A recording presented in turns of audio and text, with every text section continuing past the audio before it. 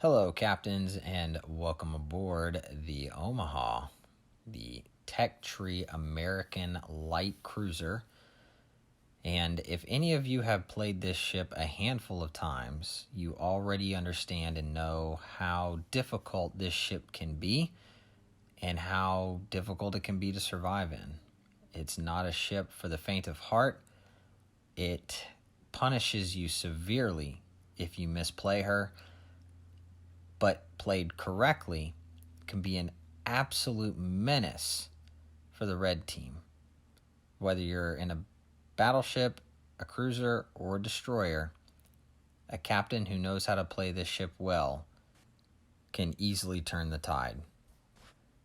Our commander today behind the helm is Norman Scott, and it is a DPM gun-focused build, as at this tier, at tier 4, playing anything agile is not recommended and is very difficult to equip.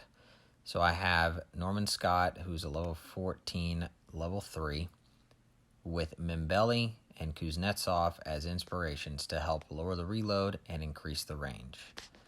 And I think this plays well for her playstyle.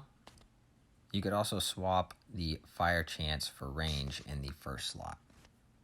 She is fully maxed out and has been for quite a while. The only module that you can pick that makes sense is the aiming systems mod, as you have torpedoes, and it helps tighten the grouping just a little bit better. Now let's look at her armor. And I know you're probably thinking, what armor? And you'd be correct. The Omaha is a light cruiser, not because of her armor layout, but because of her guns. However, even at the lower caliber guns that the Omaha has, which is 152s, it can actually punch through its own bow. So seeing another Omaha when you're playing this one, you can shoot straight through the bow using AP or HE. So bow tanking won't work unless you're trying to make yourself a lower profile for other ships, which is what makes this ship very challenging to play. And I found that's what makes this ship fun to play for me, because it punishes you for making mistakes, but can reward you if played correctly.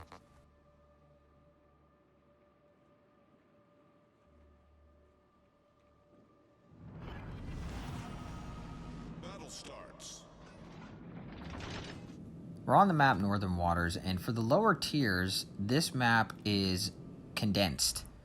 It eliminates a large portion of the map that is normally reserved for higher tiers. Only 3 objectives at this point, where each team starts with a cap and has alpha cap that needs to be taken. And most of the force is going to go to alpha, because that's the one that doesn't have anything. However, I am originally going to head towards alpha because I want to support our only destroyer in the map. And we also have a carrier that we have to be cognizant of, because with this ship, a lot of people tend to hide behind islands and throw shells from a distance and try to stay in the back line, which, depending on some situations, is not the worst play, but it also takes away a little bit from the strength of this ship. It's a very fine edge balance when it comes to the Omaha, because you can explode at any moment, and that's what kind of makes this ship a little exciting to play, because at any point you could be completely dev struck and you'll head back to port wondering what in the world went wrong. Our destroyer, interestingly enough, I think he beached accidentally and popped his smoke, I guess because the planes were coming in and getting close to spotting him.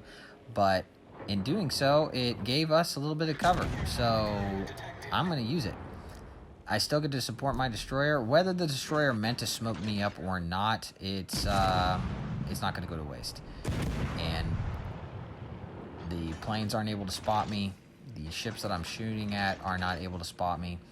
So this is a really safe play, and this is where the Omaha really excels, is when you can take these kind of shots from cover, helping your survivability. And there we see our friendly Omaha is gone. So again, if you are exposed for too long and you get focused rather quickly, which usually happens at the beginning of these matches, you can be gone rather quickly too.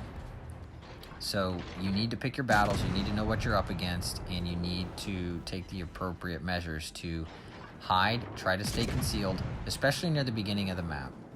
The Omaha can be a nuisance at the later parts of the map when everything has been spread out, and it can just be a little bit more difficult for the red team.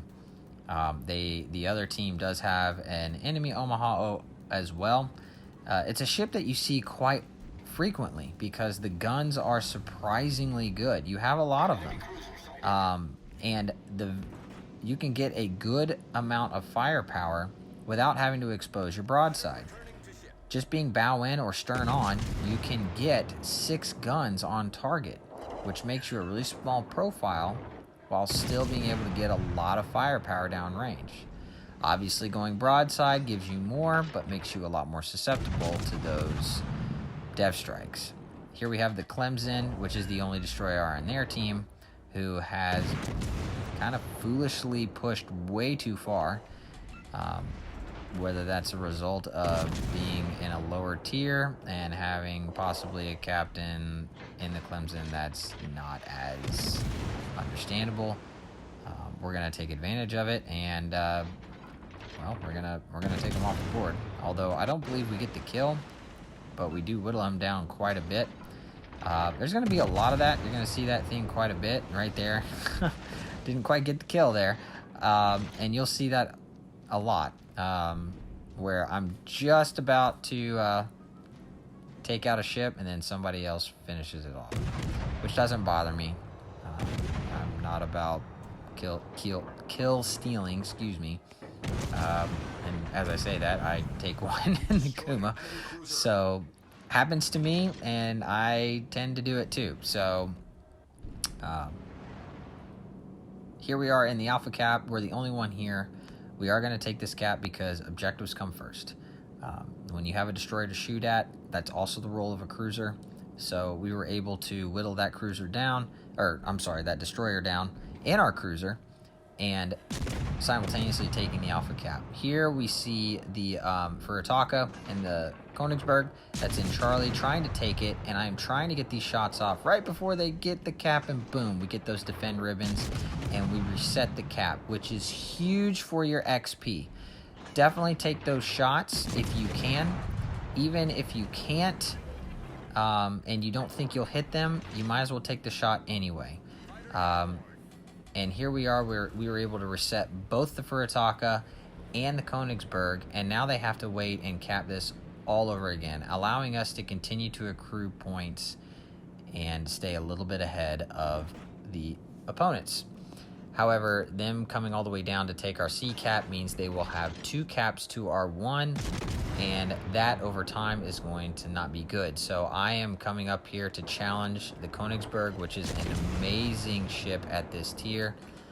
And you will see here that these cruisers that I'm going to be going up against, and I believe there's 3 of them. You see 2 plus the New York that's over there.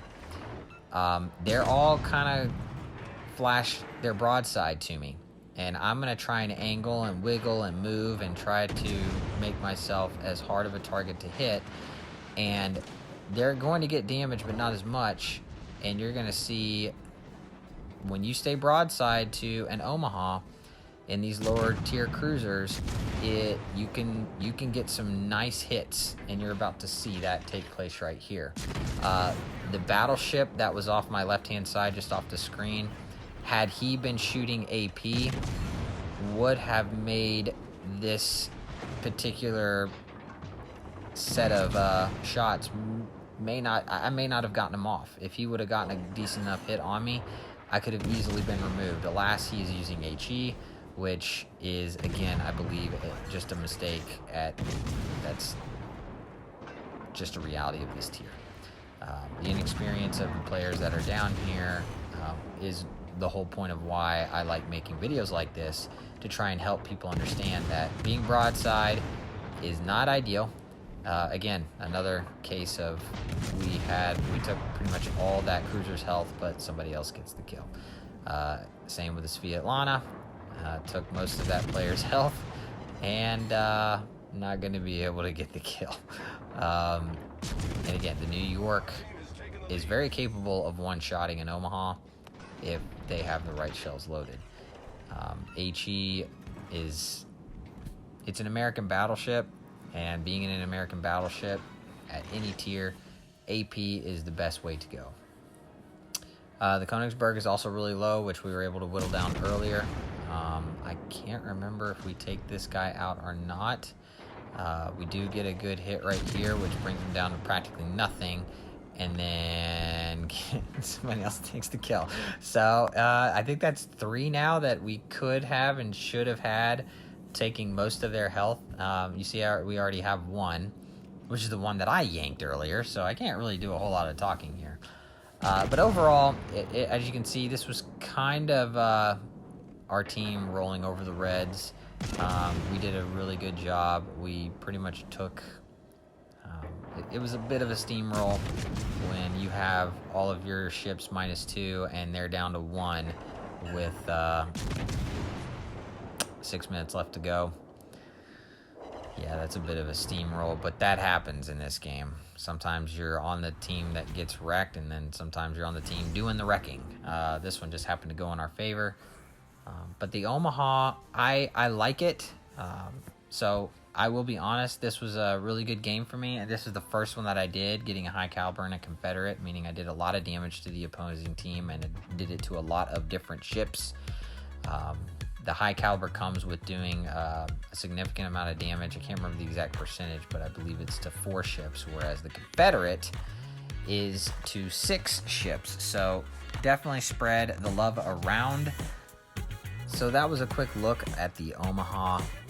If you enjoyed this, please give me a like, a share, subscribe to my content, and comment below. Let me know what you liked and what you would like to see in the future.